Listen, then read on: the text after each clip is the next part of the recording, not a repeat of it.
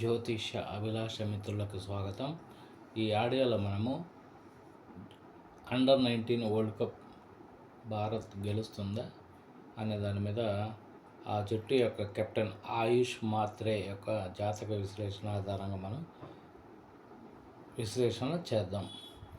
ఆయుష్ మాత్రే 16/7/2007 మహారాష్ట్రలోని జన్మించారు.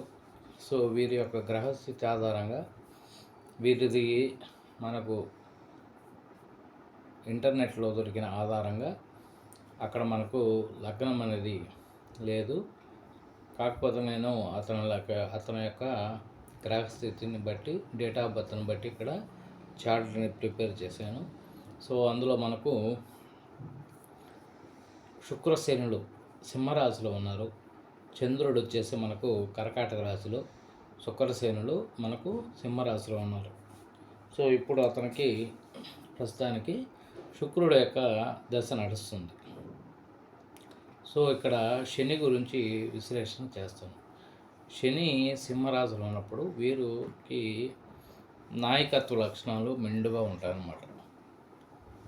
సింహరాశిలో శని ఉన్న వారికే నాయకత్వ లక్షణాలు మెండుగా ఉండి వారు ఎదుటి వారి మీద చాలా సునాయాసంగా గెలవడానికి వ్యూహాలు రచిస్తూ ఉంటారన్నమాట.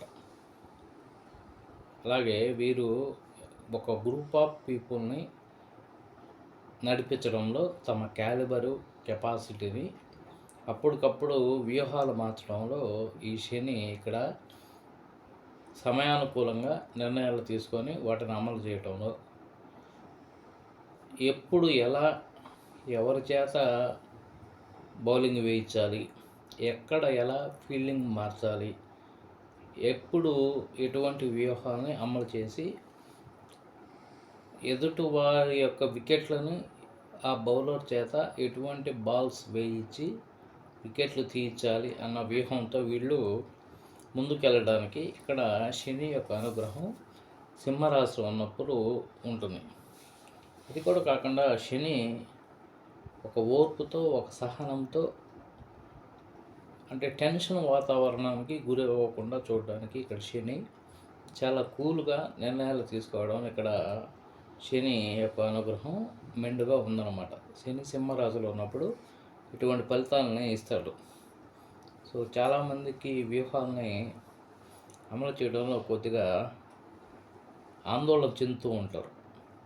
కానీ ఇక్కడ మాత్రం చాలా ఓర్పుగా కూల్గా నిర్ణయాలు తీసుకోవడంలో ఈ శని యొక్క అనుగ్రహం మెండుగా ఉంది. సో దానికి తోడు ఇక్కడ శుక్రుడితో కలిసి ఉన్నాడు శని. సో శని శుక్రుడు జాతక చక్రంలో పరస్పర మిత్రులు అన్నమాట. ఈ పరస్పర మిత్రత్వం ఈ శని శుక్రుడికి శనికి ఎక్కడ ఉంటే వాళ్ళు యోగిస్తారంటే ఇద్దరు శత్రుక్షేత్రాలు ఉన్నప్పుడు వాళ్ళు అమోఘంగా యోగిస్తారనమాట. సో ఇదే గ్రహ సంపుటి మనకు ప్రధానమంత్రి నరేంద్ర మోడీ గారి జాతకంలో కూడా ఈ శని శుక్రులు ఇదే సింహరాశిలో ఉండి అద్భుతంగా యోగించారనమాట. సో ఇక్కడ ఈ ఆయుష్ మాత్రే అనే కుర్రవాడి జాతకంలో కూడా ఈ శని శుక్రులు శత్రుక్షేత్రంలో ఉండి చాలా అద్భుతంగా యోగిస్తారనమాట. సో అది ఇక్కడ చాలా మెయిన్గా మనం చెప్పవలసినటువంటి పాయింట్. సో తర్వాత కుజుడు ఇక్కడ చంద్ర రాశ్యాధిపతి కర్కాటక రాశికి అధిపతి అయినటువంటి చంద్రుడి నుంచి కుజుడు స్వక్షేత్రంలో మేషరాశిలో బలవంతుడై ఉన్నాడనమాట. క్రీడలకి, పోటీ తత్వానికి, క్రీడల్లో అద్భుతంగా రాణించడానికి, ఎంతటి టార్గెట్ అయినా చేజ్ చేయడానికి, ఎంతటి టార్గెట్ అయినా ఇవ్వడానికి కుజుడు యొక్క అనుగ్రహం కంపల్సరీగా ఉండాలి. ఎట్లాగైనా గెలవాలి అనే తపన ఈ కుజుడి నుంచే వస్తుంది. ఆ కుజుడు ఇక్కడ స్వక్షేత్రంలో అగ్నితత్వ రాశిలో ఆయన బలంగా ఉన్నాడన్నమాట. చంద్రుడి నుంచి 10వ ఇంట్లో. దాని మీద గురువు యొక్క దృష్టి జమిని రీత్యా చరరాశిలో ఉన్నటువంటి కుజుడిని స్థిర రాశిలో ఉన్నటువంటి గురువు జమిని దృష్టితో చూస్తున్నారు.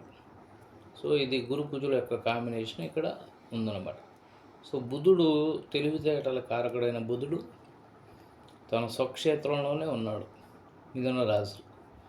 సో గ్రహ సంపుటి చార్ట్ ప్రకారం అద్భుతంగా ఉంది.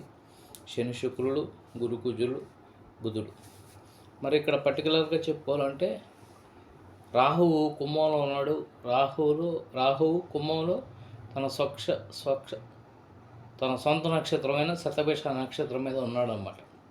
సో రాహు శతభిష నక్షత్రంలో తన సొంత నక్షత్రంలో అత్యంత బలవంతుడు, చాలా బలవంతుడు అన్నమాట. సో ఎప్పుడైతే రాహువు తన కుంభరాశిలో ఉంటేనే బలం, కుంభరాశిలో అది శతభిష నక్షత్రంలో ఉండడం ఇంకా బలం.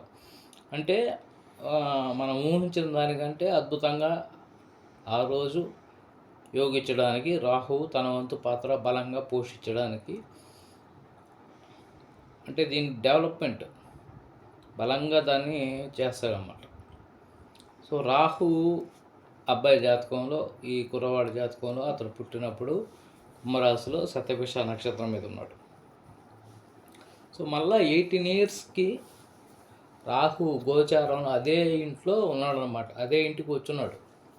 రాహు 2026లో 2007లో అతను పుట్టినప్పుడు రాహు కుంభంలో ఎలాగైతే ఉన్నాడో, ఇప్పుడు మళ్ళీ 18 ఏళ్ళకి ట్రాన్సిస్ట్లో అదే ఇంట్లో అదే నక్షత్రంలో అదే డిగ్రీలో ఉన్నాడు అన్నమాట. సో ఇక్కడ రాహువే రేపు డిసైడ్ చేసే మ్యాచ్,